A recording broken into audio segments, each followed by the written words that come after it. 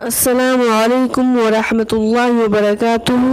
الحمدللہ رب العالمین والصلاة والسلام علی رسولہ الکریم، اما بعد۔ معزز سامعین و سامعات، شہر رمضان اپنی عظمت و برکت، رحمت و مغفرت، فضیلت و اہمیت اور افادیت کے اعتبار سے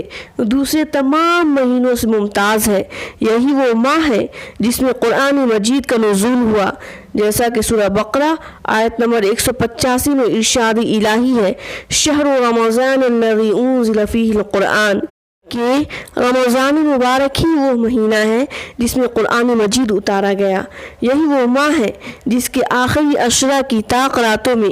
ایک قدر کی رات ہے، جس میں عبادت کا ثواب 1000 مہینوں کی عبادت سے زیادہ ملتا ہے، جیسا کہ سورہ قدر آیت نمبر 3 میں رب کریم کا فرمان ہے، لیلۃ القدر خیر من الف شہر، کہ شب قدر 1000 مہینوں سے زیادہ بہتر ہے۔ اور یہی وہ ماہ ہے جس کی فضیلت و اہمیت نبی کریم صلی اللہ علیہ وسلم نے یوں بیان کیا ہے، اذا جاء رمضان فتحت ابواب الجنہ وغلقت ابواب النار وصفدت الشیاطین، یعنی جب ماہ رمضان آتا ہے تو جنت کے دروازے کھول دیے جاتے ہیں اور جہنم کے دروازے بند کر دیے جاتے ہیں، اور شیاطین کو جکڑ دیا جاتا ہے، یعنی انہیں قید کر دیا جاتا ہے تاکہ بندے اس کی گمراہی سے محفوظ رہیں۔ متفق علیہ۔ محترم سامعین و سامعات، ماہ رمضان کے اسی فضیلت و اہمیت کی وجہ کر آپ صلی اللہ علیہ وسلم رمضان المبارک کی تیاری رمضان کی آمد سے قبل ہی شروع کر دیتے تھے۔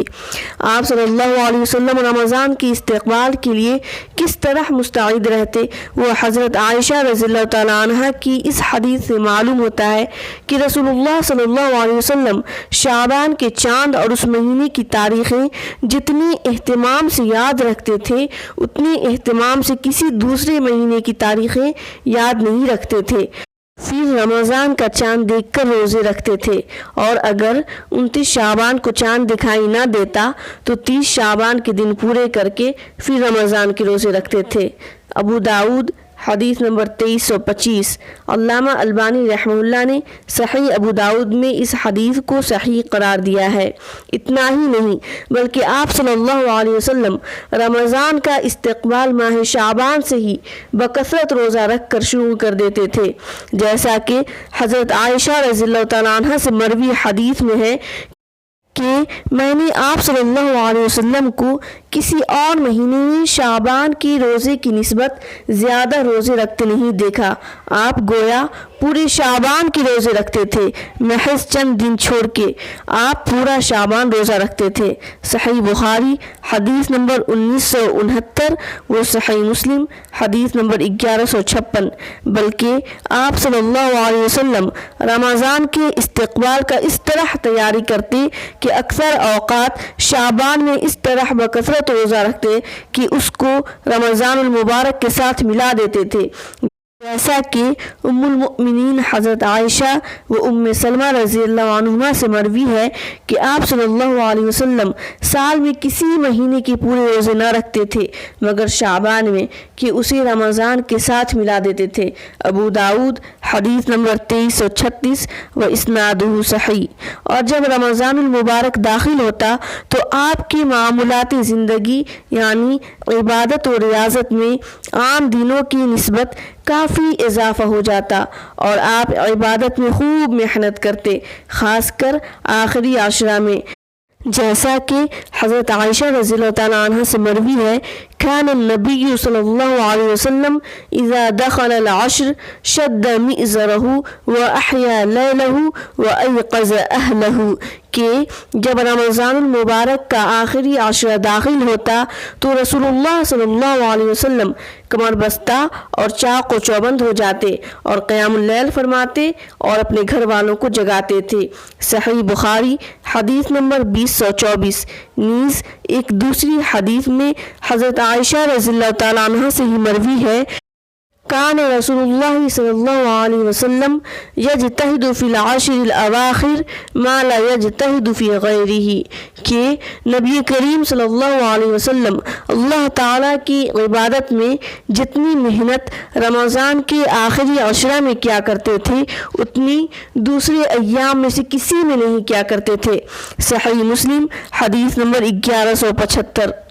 और जब हमारे असलाफ़े कराम ने नबी करीम सल्लल्लाहु अलैहि वसल्लम का ये मामूल पढ़ा और रमज़ान की अहमियत उनके सामने वाज़ेह हुई तो वो रमज़ान के इस्तक़बाल के लिए कैसे तैयारी करते थे, आइए जानते हैं।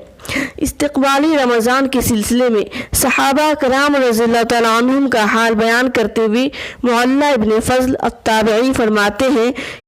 कि सहाबा कराम रज़ियल्लाहु अन्हुम रमज़ान से 6 महीने पहले ही अल्लाह ताला से दुआएं मांगना शुरू फरमा दिया करते थे कि ए अल्लाह हमें रमज़ान तक पहुंचा दे, और रमज़ान के बाद 6 महीने तक ये दुआ करते थे कि ए अल्लाह रमज़ान में हमने जो इबादतें की हैं वो हमसे कबूल फरमा।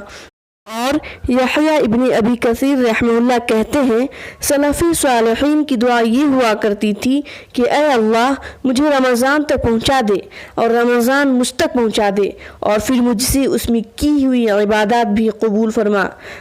लताइफुल माआरिफ सफ़ह नंबर 148। और शेख सालिह बिन फौज़ान अल फौज़ान हफ़िज़हुल्लाह फरमाते हैं कि फ़िक़ात की असानीद से मरवी शुदा कुतुब में असलाफ़ी कराम का हाल यानी रमज़ान को पाने और उसकी इस्तक़बाल के तई उनका हाल मुदव्वन है कि वो रमज़ान दाखिल होने से पहले अल्लाह ताला से दुआ फरमाया करते थे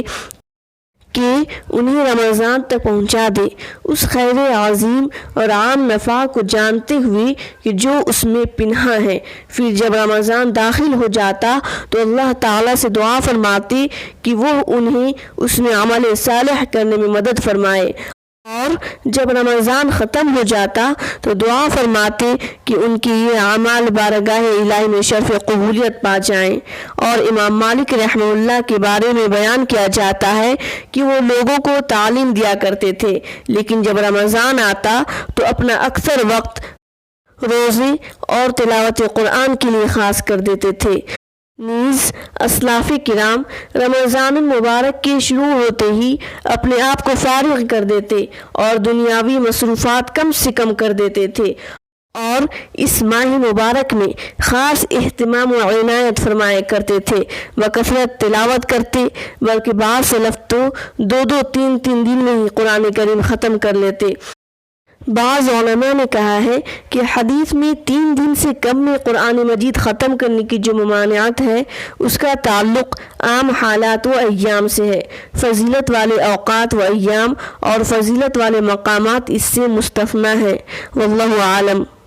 और ज़िक्र करते, गुनाहों से परहेज़ करते और ज़्यादा से ज़्यादा वक्त अल्लाह ताला के घरों में गुजारते और कहते कि हम अपने रोज़ों की हिफाजत कर रहे हैं और किसी की ग़ीबत नहीं करते, अपने साथ मुसाहिफ़ रखते और किताबुल्लाह को पढ़ते और अपने औक़ात को ज़ाय होने से बचाते और किसी भी किस्म की फ़ुज़ूलियात में वक्त को ज़ाय नहीं करते। लेकिन हम अपना जायज़ा लें कि आज हम किस तरह रमज़ान मुबारक का इस्तक़बाल करते हैं, बल्कि रमज़ान से पहले यूं ही मामूल के मुताबिक हमारी ज़िंदगी जैसी तैसी गुज़र रही है। इस्तक़बाल रमज़ान की तैयारी तो दूर, हमको तो एहसास तक नहीं होता कि हम पर जल्द ही माह रमज़ान साया फगन होने वाला है,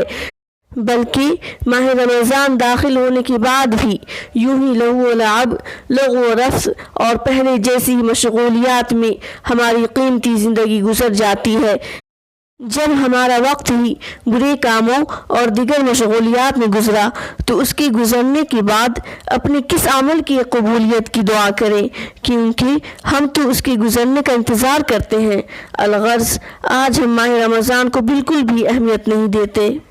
मुअज़्ज़ज़ सामिईन व सामियात, اس لیے ضرورت اس بات کی ہے کہ ہم بھی رمضان کے استقبال کے لیے اسی طرح تیاری کریں جس طرح ہمارے پیارے نبی کریم صلی اللہ علیہ وسلم، صحابہ اکرام رضی اللہ عنہم اور تابعین عظام رحمہم اللہ کرتے تھے۔ اور ماہ رمضان کے لیے ہم پہلے سے ہی اپنا ایک ٹائم ٹیبل بنائیں اور مضبوط پلاننگ و منصوبہ بندی کرتے ہوئے اپنے لیے ایسا دستور عمل تیار کریں جس کی وجہ کر ماہ رمضان میں کسی بھی کار خیر سے ہم محروم نہ ہوں،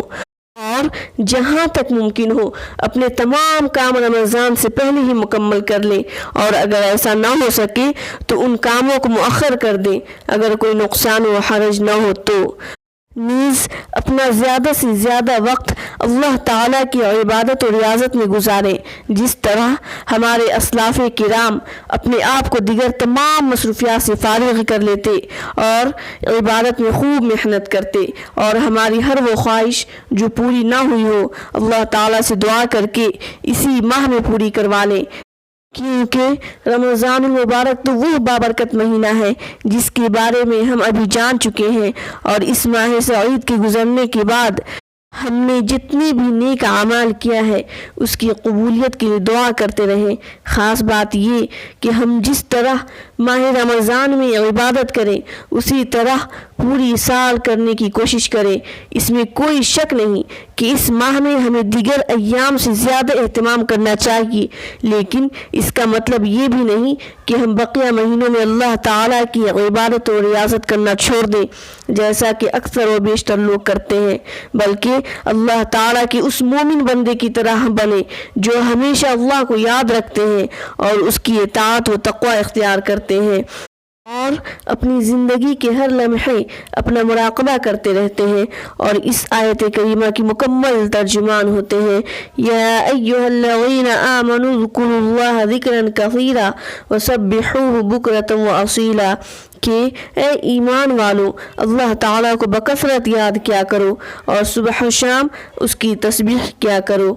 آخر میں اللہ تعالیٰ سے دعا ہے کہ اے اللہ تو ہم تمام مسلمانوں کو نبی کریم صلی اللہ علیہ وسلم اور اسلاف کرام کے نقش قدم پر چلنے کی توفیق عطا فرما،